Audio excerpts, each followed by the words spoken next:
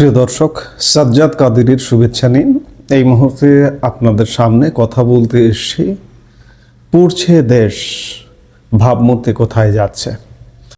গত কয়েকদিনে সবচেয়ে একটি হৃদয় বিদারক ঘটনা, ময়মনসিংহের ভালুকায় দীপু চন্দ্র দাস নামে এক পোশাক শ্রমিক ভাইকে নির্মমভাবে ধর্ম অবমাননার অভিযোগে, কথিত ধর্ম অবমাননার অভিযোগে অভিযুক্ত করে হত্যা করে গাছে ঝুলিয়ে পুড়িয়ে শেষ করে দেওয়া হয়েছে। অথচ গতকাল আইন শৃঙ্খলা বাহিনী যেটি বলেছে যে ধর্ম অবমাননার কোনো প্রমাণ পাওয়া যায়নি, এবং বিভিন্ন সংবাদ মাধ্যম সূত্রেই জানা যাচ্ছে এই দীপু চন্দ্র দাস ধর্ম অবমাননা যে করেছেন কেউ শোনেননি, কেউ দেখেননি। এমনকি দীপুচন্দ্র দাস কোনো স্মার্টফোন ব্যবহার করতেন না। তিনি যে ফেসবুকে একটা ধর্ম অবমাননামূলক পোস্ট দেবেন সেটিও করবার কোনো সুযোগ নেই, বাটন ফোন ব্যবহার করতেন। অর্থাৎ ধর্ম অবমাননা এটা একটা অস্ত্র, কোনো না কোনোভাবে সেখানে একটা লাশের প্রয়োজন ছিল। এই দীপুচন্দ্র দাসকে, তিনি কারখানা শ্রমিক, তাকে ফ্যাক্টরি থেকে বের করে এনে হত্যা করা হয়েছে। অত্যন্ত নির্মম এমন একটি ঘটনা যা দারুণ পীড়াদায়ক। দীপুচন্দ্র দাস সেটি একটি ঘটনা, কিন্তু ঢাকা ৮ আসনে নির্বাচন করার ঘোষণা দেওয়া ইনকিলাব মঞ্চের মুখপাত্র শরীফ ওসমান হাদিকে গুলি করে হত্যার ঘটনায় এরপর থেকেই দেশ জুড়ে হামলা, ভাঙচুর, অগ্নিসংযোগের ঘটনা ঘটাচ্ছে বিক্ষুব্ধ জনতা। আজকে বাংলাদেশের একটি জাতীয় দৈনিক দেশ রূপান্তর একটা প্রতিবেদন করেছে। প্রতিবেদনটির শিরোনাম অগ্নিসংযোগ, হামলা অব্যাহত। সেখানে চোখ বোলাচ্ছিলাম, সেই প্রতিবেদনটাতে চোখ বোলাচ্ছিলাম, তাতে সত্যিকার অর্থে চক্ষু চড়ক গাছ বা চোখ ছানা বড়া হয়ে গিয়েছে। রিপোর্টে বলা হচ্ছে, ঢাকা ৮ আসনে নির্বাচন করার ঘোষণা দেওয়া ইনকিলাব মঞ্চের মুখপাত্র শরীফ ওসমান হাদিকে গুলি করে হত্যার ঘটনায় দেশজুড়ে হামলা, ভাঙচুর ও অগ্নিসংযোগের ঘটনা ঘটাচ্ছে বিক্ষুব্ধ জনতা। অনেক স্থানে ওসমান হাদি ইস্যু সামনে রেখে প্রতিপক্ষকে ঘায়েল করতেও হামলা চালানো হয়। আবার কেউ কেউ বলছেন আসন্ন নির্বাচন সামনে রেখে একটি গোষ্ঠী হামলা ও অগ্নিসংযোগ করছে। গতকাল শনিবার ভোরে কুষ্টিয়া সিনিয়র জেলা নির্বাচন অফিসারের কার্যালয়ে দুর্বৃত্তরা অগ্নিসংযোগ করেছে। এর আগে গত শুক্রবার রাতে লক্ষ্মীপুরে বিএনপির এক নেতার ঘরের দরজায় তালা দিয়ে দুর্বৃত্তদের দেওয়া আগুনে এক শিশু নিহত হয়েছে।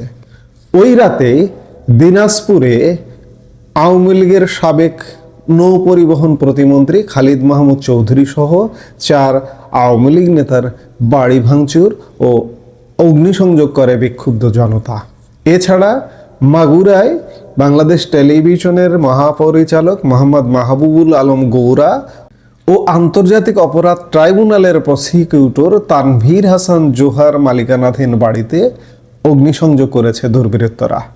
চট্টগ্রাম 5 আসনের সাবেক এমপি ও মন্ত্রী ব্যারিস্টার আনিসুল ইসলাম মাহমুদের গ্রামের বাড়িতেও হামলা, ভাঙচুর ও অগ্নিসংযোগ করে দুর্বৃত্তরা।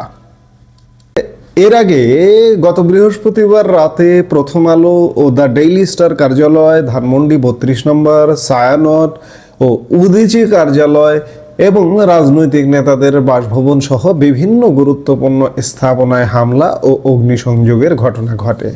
বৃহস্পতিবারে নিউজ সম্পাদক নুরুল কবিরের ওপর হামলা, খুলনায় সাংবাদিক হত্যা, চট্টগ্রাম ও খুলনায় ভারতীয় সহকারী হাইকমিশনারের বাসভবনে হামলার চেষ্টা, লক্ষ্মীপুরে বিএনপি নেতার বাসভবনে অগ্নিসংযোগ ও শিশু হত্যার ঘটনা ঘটে। বৃহস্পতিবার রাতে চট্টগ্রামের সাবেক মেয়র মহিউদ্দিন চৌধুরীর বাসভবনে হামলা, উত্তরায় ঢাকা 18 আসনের সাবেক এমপি, আওয়ামী লীগের এমপি ছিলেন, তার বাড়িতে পুড়িয়ে দেওয়া ইত্যাদি নানা রকম সহিংস ঘটনা ঘটছে। জানা অজানা অসংখ্য ঘটনা ঘটছে। কিছু গণমাধ্যমে আসছে, কিছু আসছে না। অর্থাৎ দেশটা একটা অগ্নি স্ফুলিঙ্গে পরিণত হয়েছে। বিশেষজ্ঞরা বলছেন এসব ধারাবাহিক সহিংসতা শুধু দেশের আইন শৃঙ্খলা পরিস্থিতিকেই প্রশ্নবিদ্ধ করছে না, আন্তর্জাতিক অঙ্গনে বাংলাদেশের ভাবমূর্তিকেও মারাত্মকভাবে ক্ষতিগ্রস্ত করছে। রাজনৈতিক নেতাদের বাসভবন, সাংস্কৃতিক প্রতিষ্ঠান, গণমাধ্যম কার্যালয় ও কূটনৈতিক স্থাপনায় হামলার ঘটনাগুলো সুপরিকল্পিত অশুভ চক্রান্তের ইঙ্গিত বহন করে বলে মনে করছেন রাজনৈতিক বিশেষজ্ঞরা। বাংলাদেশ ইতিমধ্যেই গত 1.5 বছরে একটি নেতিবাচক দেশে পরিণত হয়েছে। এটি যে শুধুমাত্র বাংলাদেশে আতঙ্ক তৈরি করছে, বাংলাদেশে অশান্তির সৃষ্টি করছে তা নয়, এটি প্রতিবেশী দেশগুলোর জন্য আতঙ্কের কারণ। শুধু তাই নয়, বিশ্ববাসীর কাছেও পৃথিবীতে যেসব অস্থির দেশ আছে, সহিংসতাপূর্ণ কয়েকটি দেশ আছে, তার কাতারে, তার সিরিয়ালে বাংলাদেশ ইতিমধ্যে পড়ে গেছে। যার কারণে খেয়াল করে দেখবেন যে বাংলাদেশে কেউ নতুন করে ব্যবসা বাণিজ্য করতে আসছে না। কিন্তু গত 1.5 বছরে বাংলাদেশে কিন্তু বিনিয়োগ হয়নি, বাংলাদেশে কেউ বিনিয়োগ করতে আসছে না। কেন? কারণ তারা বুঝতে পারছে যে বাংলাদেশ একটা অগ্নিগর্ভ বর্তমানে, এবং এটি সহিংসতা ঘটতে ঘটতে এটিকে যদি থামানো না যায়, এটি আরো অগ্নিগর্ভে পরিণত হতে পারে। কাজেই এখানে আমার বিনিয়োগ সুরক্ষিত নয়।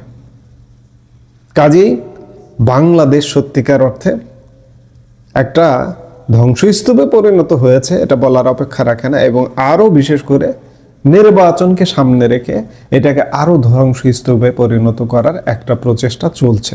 এর উদ্দেশ্য আছে, কারণ বাংলাদেশে একটি পক্ষ চাইছে ক্ষমতায় যেতে। এবং আমি দিনের আজকে আরেক ভাগের ভিডিওতেও বলেছি যে সেই পক্ষটি যদি ফাইনালি দেখে যে নির্বাচনে যাওয়া সম্ভব নয়, তাহলে যে কোনো মূল্যে দেশে সহিংসতা লাগিয়ে নির্বাচনকে বিলম্ব করতে হবে। এবং তারই একটা প্রক্রিয়া ইতিমধ্যে শুরু হয়ে গেছে। এমন জায়গা থেকে এই ধরনের সহিংস কর্মকাণ্ড করা হচ্ছে যা দেশের জন্য ক্ষতির, এবং আন্তর্জাতিকভাবে বাংলাদেশের ভাবমূর্তি ক্ষুণ্ণ হচ্ছে।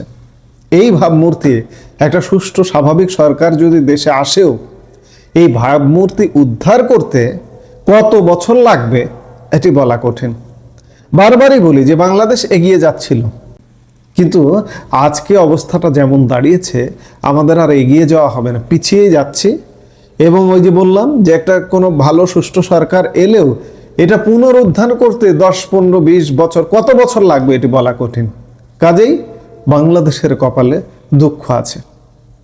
এই মুহূর্তে এ পর্যন্ত। সবাই ভালো থাকুন, সুস্থ থাকুন। আমাদের ভিডিওগুলো নিয়মিত পেতে সাবস্ক্রাইব করুন Sajjad Kadir and the legends YouTube channel, এবং লাইক, কমেন্ট, শেয়ার করে সাথে থাকুন।